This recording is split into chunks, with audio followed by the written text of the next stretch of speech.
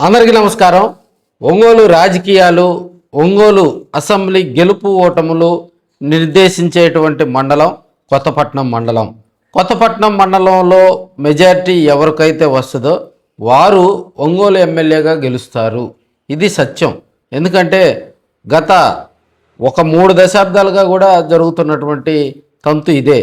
కొత్తపట్నం మండలంలో ఆధిపత్యం కోసం కూడా ఒంగోలు ఎమ్మెల్యే రేసులో ఉన్నటువంటి వారు, ఒంగోలు ఎమ్మెల్యేగా గెలిచినటువంటి వారు కూడా కొత్తపట్నం మండలంపై స్పెషల్ ఫోకస్ పెడతారు.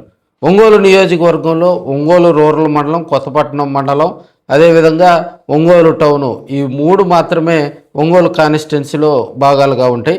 అయితే కొత్తపట్నం మండలానికి సంబంధించి రాబోయే సర్పంచ్ ఎలక్షన్స్కు సంబంధించి ఎవరు బరిలో ఉంటారు, తెలుగుదేశం పార్టీ తరపు నుంచి ఎవరిని బరిలోకి దించాలి, వైసీపీ నుంచి ఎవరిని రంగంలోకి దించాలి, జనసేన పార్టీ నుంచి పోటీలో ఎవరిని పెట్టాలి, ఇది రాజకీయంగా కూడా చర్చ నడుస్తుంది. అయితే తెలుగుదేశం జనసేన ఇరువురు కూర్చొని మాట్లాడుకొని ఒక అభ్యర్థిని ప్రకటిస్తారా? ఎందుకంటే తెలుగుదేశం పార్టీకి సంబంధించి ఎమ్మెల్యేగా ఒంగోలు ఎమ్మెల్యేగా దామచర్ల జనార్దన్ గారు కొనసాగుతున్నారు. జనసేన పార్టీకి సంబంధించి బాలినేని శ్రీనివాసరెడ్డి గారు కొంత యాక్టివ్గా కూడా జనసేన పార్టీలో మారుతున్నటువంటి పరిస్థితి. అయితే వైసీపీకి సంబంధించి చుండూరు రవిబాబు గారు ఇప్పుడు ఒంగోలు వైసీపీ ఇన్ఛార్జిగా ఉన్నారు. కొత్తపట్నం మండలం మనకు చూసినట్లయితే ప్రధానంగా మేజర్గా విశాలవంతమైనటువంటి సముద్ర తీరం ఉన్నటువంటి ప్రాంతం కొత్తపట్నం మండలం. ఈ మండలం మొత్తం కూడా సముద్ర తీరాన్ని ఆనుకొని ఉండేటువంటి ప్రాంతంగా కూడా మనం చెప్పుకోవచ్చు. అక్కడ ఎక్కువగా కూడా వనరులు ఉన్నటువంటి ప్రాంతం. ఒంగోలుకు ఏ మేజర్ ప్రాజెక్ట్ వచ్చినా కూడా కొత్తపట్నం మండలం వైపు చూసేటువంటి పరిస్థితి.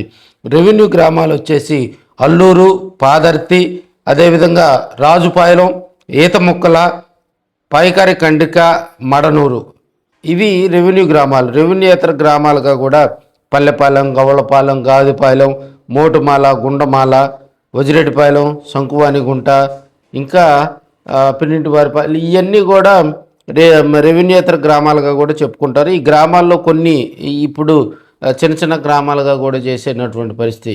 మెయిన్గా కొత్తపట్నం మండలంలో మేజర్గా కూడా పాదర్తి ఆ ఎలక్షన్స్కి సంబంధించి, అదేవిధంగా ఈత మొక్కలకు సంబంధించి కొత్తపట్నం, ఇవి 3 కూడా ప్రిస్టేజ్ ఇష్యూగా తీసుకుంటారు. ఎందుకంటే మేజర్ పంచాయతీలుగా కూడా ఆయా గ్రామాల్లో అంత ప్రాధాన్యత ఉంటుంది ఓటర్లకి. ఇప్పుడు ఉన్నటువంటి పరిస్థితుల్లో కొత్తపట్నం మండలంలో ఓటింగ్ ఎక్కువగా కూడా రెడ్డి సామాజిక వర్గానికి సంబంధించినటువంటి ఓటింగ్ ఎక్కువగా కూడా ఉండేది. అయితే రాజకీయంగా దీనికి సంబంధించి రాబోయే రోజుల్లో కొత్తపట్నం సర్పంచ్ రేసులో ఎవరుంటారు, ఈ కొత్తపట్నంకి ఎంపీపీ కూడా ఒకటి ఉంటుంది. ఎంపీపీ రేసులో ఎవరుంటారు? మరో 2 నెలల్లో ఈ ఎంపీటీసీ పదవి కాలం కూడా, ప్రస్తుతం లంకపోతు అంజిరెడ్డి గారు ఎంపీపీగా ఉన్నారు, ఆయన పదవి కాలం కూడా మరో 2 నెలల్లో పూర్తి కానున్న నేపథ్యంలో కొత్త సర్పంచి రేసులో ఎవరున్నారు, ఎంపీపీ రేసులో ఎవరున్నారు, తెలుగుదేశం పార్టీ వైపు నుంచి ఎవరు బరిలో ఉన్నారనేది మీరు స్పష్టంగా కూడా కామెంట్ తెలియజేయండి. మనకి ఆలోచనలో కూడా కొంతమంది ఉన్నారు, వారి పేర్లతో కూడా మరొక వీడియోలో మీ ముందుకు తీసుకొచ్చే ప్రయత్నం చేద్దాం.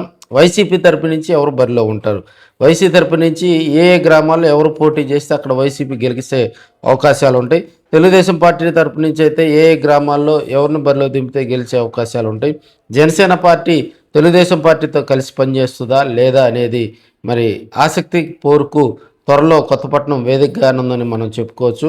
రాజకీయంగా కొత్తపట్నం మండలంలో ఉన్నటువంటి గ్రామాల్లో ఎన్ఆర్ఐలు, అదేవిధంగా లోకల్గా ఉన్నటువంటి లీడర్లు ఇప్పటికే వారిని ప్రసన్నం చేసుకునేందుకు అధినేతల చుట్టూ ప్రదక్షిణలు చేస్తున్నారు. అటు వైసీపీ కానీ, ఇటు టీడీపీ కానీ, జనసేన కానీ అని మనం చెప్పుకోవచ్చు. ఏదేమైనా కొత్తపట్నం ఎలక్షన్స్ అంటేనే ఆ కసక్కు వేరుగా ఉంటుందని మనం చెప్పుకోవచ్చు.